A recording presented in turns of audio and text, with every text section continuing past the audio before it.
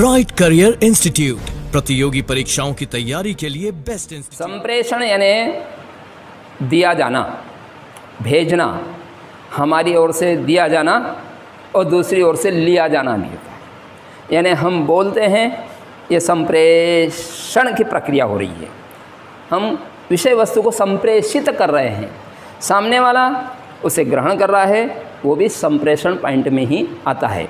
यानी कहने का तात्पर्य यह है कि संप्रेषण कौशल में दो मुख्य रूप से बिंदु काम करते हैं। एक होता है संप्रेषक अर्थात देने, विचारों को देने वाला, और दूसरा बिंदु होता है प्रापक अर्थात विचारों को प्राप्त करने वाला। संप्रेषक जो कुछ भी प्रेषित कर रहा है, उसका ढंग, उसका तरीका, उसकी प्रवीणता, उसकी कुशलता इतनी अच्छे ढंग से होना चाहिए कि प्रापक सरुचि पूर्ण रूप से ग्रहण करे, प्रसन्नता के साथ ग्रहण करे और गहनता के साथ ग्रहण करे। इस प्रकार से संप्रेषित हमारी विषय वस्तु होना चाहिए। प्रापक क्या चाहता है? प्रापक तो ये चाहता है कि सामने वाला जो बोल रहा है वो किस प्रकार से बोल रहा है, तो हमारे समझ में आ रहा है कि नहीं आ रहा है, वो तो सोचते भी जाता है गहन। और जब हमारी बात उसे समझ में आती है तो प्रापक के मुख मुद्रा को देख करके हमें समझ जाना चाहिए कि हमारी बात को ये ग्रहण कर रहे हैं। कैसे? हम कुछ बोल रहे हैं तो उनके चेहरे के भाव बदलते रहते हैं। यदि आपकी बात उन्हें पसंद आ रही है तो बिना किसी प्रक्रिया के मंद मंद मुस्कान के साथ उसका आनंदित चेहरा हमें दिखा देता है कि हम जो बोल रहे हैं वो ग्रहण कर रहा है। ये संप्रेषण कौशल में प्रेषक के लिए बड़ी विशेष बात होती है। हम बोल रहे हैं, सामने वाला बोर तो नहीं हो रहा है, सामने वाला उदास तो नहीं हो रहा है, सामने वाला दुखी तो नहीं हो रहा है, सामने वाले को अरुचि तो नहीं लग रही है। यदि ऐसा हो रहा है तो आपके संप्रेषण में कमी है। प्रापक के चेहरे को, प्रापक के शरीर को देख करके, प्रापक के मुख मुद्रा को देख करके हम स्पष्ट समझ सकते हैं कि हमारा संप्रेषण कैसे हो रहा है। बीच बीच में यह भी पता कर लेना चाहिए कि हमारे द्वारा दिया गया जो भी पाठ है, विषय वस्तु है, विचार बिंदु हैं, उन्होंने ग्रहण किया कि नहीं। अतः उसके लिए कुछ दो चार प्रश्न कर लेना चाहिए। प्रश्नों का उत्तर सही मिल जाए, प्रसन्नता से मिल जाए, समझ जाइए कि आपका संप्रेषण कौशल सुंदर है, बढ़िया है, अच्छा है।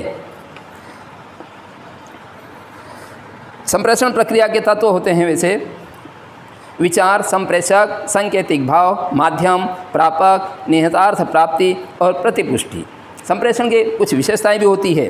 सामान्यतया शक्ति, यथार्थता, विश्वसनीयता, संदर्भ, संतुष्टि, स्पष्टता, माध्यम, अनुकूलता और श्रोताओं की क्षमता।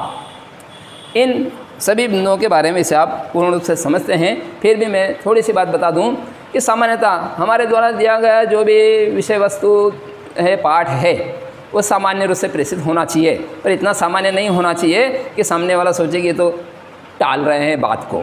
ऐसा भी नहीं चाहिए।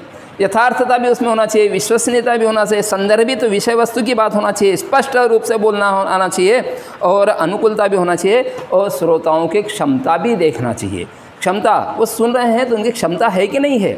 आपने देखा होगा सारे जो पीरियड्स लगते हैं, पीरियड्स, चक्र, उसका टाइम टेबल बनाया जाता है, चक्र लगते हैं।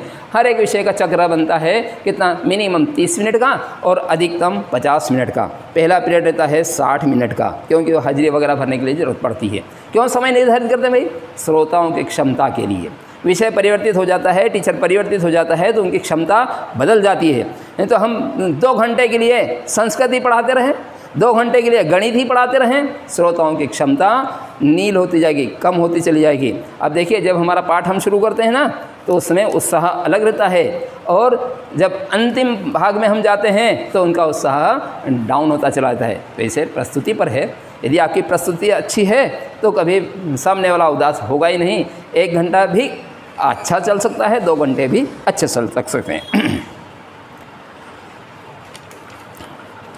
तो संप्रेषण कौशल के प्रकार हैं। एक शाब्दिक संप्रेषण, मौखिक संप्रेषण, लिखित संप्रेषण और अशाब्दिक संप्रेषण। ये 4 बिंदु हैं, इसके प्रकार हैं। यह विकास कौशल विकास के, संप्रेषण कौशल विकास के 4 प्रकार हैं, भेद हैं। शाब्दिक संप्रेषण जिसमें शब्दों का प्रयोग किया जाता है। मौखिक संप्रेषण जिसमें शब्दों का प्रयोग तो होता है लेकिन कोई लिखित पॉइंट बीच में नहीं आता, केवल मौखिक वार्तालाप के अंतर्गत ही हो जाता है। जैसे उदाहरण के लिए सभाएं, सम्मेलन, दूरभाष, साक्षात्कार, सामूहिक संवाद, टेप रिकॉर्डर, रेडियो, ये सभी मौखिक संप्रेषण के अंतर्गत आते हैं। लिखित संप्रेषण जिसको केवल लिख करके दिखाया जाता है या चित्र के माध्यम से दिखाया जाता है, उसमें रेखा चित्र, चित्र, सूचना, नियमावली, ज्ञापन, प्रतिवेदन, परिपत्र, पत्र, telegraph, fax, email, compact disc, chart, प्रश्नावली, लिखित शब्द, ये सभी इसमें आते हैं लिखित संप्रेषण में। और एक होता है अशाब्दिक संप्रेषण।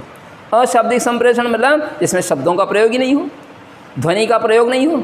ये कैसे होता है? बीच में क्लास लेते समय कुछ प्रश्न किया था कुछ सर मैडम ने कि सर ये अशाब्दिक ये कैसी भाषा होती है? ये मौन भाषा होती है, सांकेतिक भाषा इसको कह सकते हैं।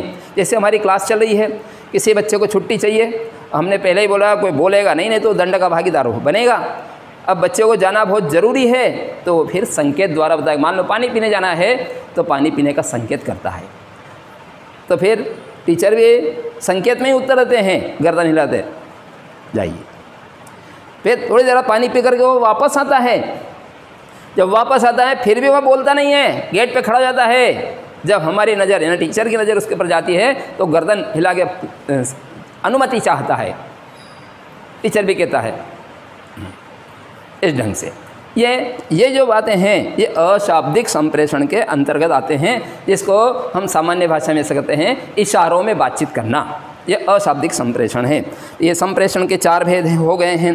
अब हम देखें कि कक्षा में प्रभावी संप्रेषण किस प्रकार से बन सकता है। तो उसके लिए कुछ दृश्य संकेत भाषा, श्रव्य संकेत भाषा और दैहिक संकेत भाषा। दैहिक यानी भाई शरीर के अंगों की सांकेतिक, जिसको मैंने कहा है, इन सभी बातों का प्रयोग किया जाए तो हमारा संप्रेषण प्रभावी बन जाता है।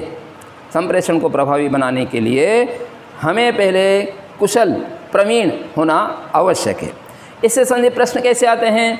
इससे संबंधित प्रश्न भिन्न भिन्न प्रकार से आते हैं। जैसे उदाहरण के लिए भाषा शिक्षणे विचार संप्रेषणम अस्ति, 4 उत्तर रहेंगे। आपको उत्तर एक निकालना है। भाषा प्रशिक्षणे या भाषा शिक्षणे विचार संप्रेषणम अस्ति। भाषा शिक्षण के अंतर्गत विचार संप्रेषण है तो कौन सा है? जैसे सार्वभौमिक प्रक्रिया, विदेशी प्रक्रिया, देशी प्रक्रिया और तथ्यात्मक प्रक्रिया। यहाँ पर हम देंगे उत्तर सार्वभौमिक प्रक्रिया है ये भाषा शिक्षण में विचार संप्रेषण। सार्वभौमिक, सभी दूर पूरी दुनिया में ये भाषा शिक्षण इसी प्रकार से होता है, यानी एक व्यक्ति बोलता है और दूसरा सुनता है।